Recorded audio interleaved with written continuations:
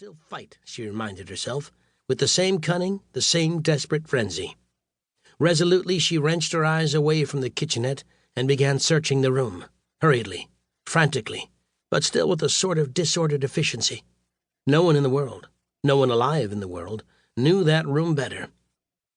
She searched the imitation spinet desk, with the long cigarette burn still showing on the veneer, remembering with a little shudder the night it had been made there. Nothing in the desk but newspaper clippings and unpaid bills. The chest of drawers in the closet was only a confusion of soiled shirts and socks. She hunted through the bookshelves, filled with inexpensive and unread editions of standard classics, and pulled out one book after another, shaking it, reaching behind the rows. She felt under the pillows of the double bed that disguised itself as a studio couch, extended experimental fingers under the mattress. There was still the little hiding place behind the cheap Venetian mirror, where they had once left notes for each other.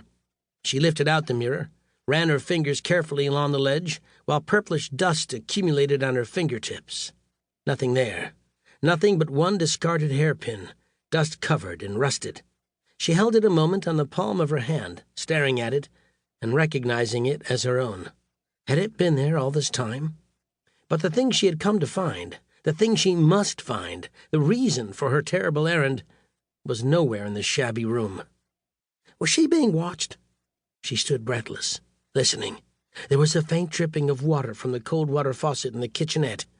Hadn't that faucet been fixed in all these months? It sounded like the slow, remorseless, inexorable ticking of a clock. There was so little time left. Again she held herself back from headlong flight. Too much depended on her now. So much? Everything. Surely, she told herself, it was not so terrible a thing to do. Worse things had been done in this world, and bravely, too. Yes, even she herself had done them. She was not only fighting for herself. There were others to fight for. She remembered them one by one, while slowly the courage she had lost came back to her. There was no other way. She went into the kitchenette, knelt on the floor, and carefully, methodically, began searching the dead man's pockets. Chapter 2. The tall, thin man in the little control room of the broadcasting studio stretched his long legs uncomfortably under the black and chromium table, absent-mindedly mussed up his red hair with a carelessly straying hand, and tried to focus his tired mind on the implications of what had just been said to him. The 47th broadcast of the Nelle Brown Review had ended in a burst of applause from the studio audience. He forced his thoughts back over past events. Schultz, the control engineer, had made a final twisting of dials and switches, grabbed his hat, and gone hurrying off to get a sandwich between shows. Joe McIvers, from the advertising agency, had popped out of the booth like a cork out of a bottle to phone the sponsor. The usual procession of actors, musicians, sound men, and assistants had filed out of the studio. Then Nelle Brown had blown into the little glass booth like a small tornado, her face dead white against her deep rose dress, her eyes smoking with fury. She had kicked the door shut, cursed the apparatus that kept her from slamming, and said, "Jake, I'm being blackmailed." There had been a pause while he stared at her, before she lit a cigarette, took one long puff, stamped it out below the no-smoking sign, added, "I'm damned if I will," and vanished. The import of what she had been saying began to take form in his mind. Suddenly he sprang to his feet. Part of the duty of a press agent manager, he told himself, was to keep one's client from being blackmailed. What the devil had happened to Nelle Brown this time?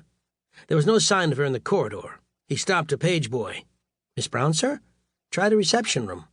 She was not in the reception room. "Nelle, I saw her beat it down the elevator." He caught the next elevator.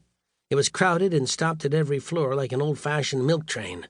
Nelle was nowhere in the lobby, nor in the bar, nor the restaurant, nor the cigar stand. Jake Justus, press agent, manager, and ex-reporter, wondered again why, with untold billions of people in the world, everything had to pick him to happen to. He lit a cigarette and tried to think.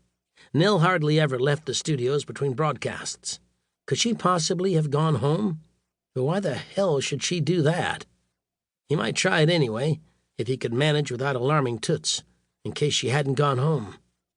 He stepped in the cigar stand, called Nelle's apartment. No one answered. He stood holding the receiver a long time, finally put it down, and methodically called every place Nelle might have gone. After half a dozen calls...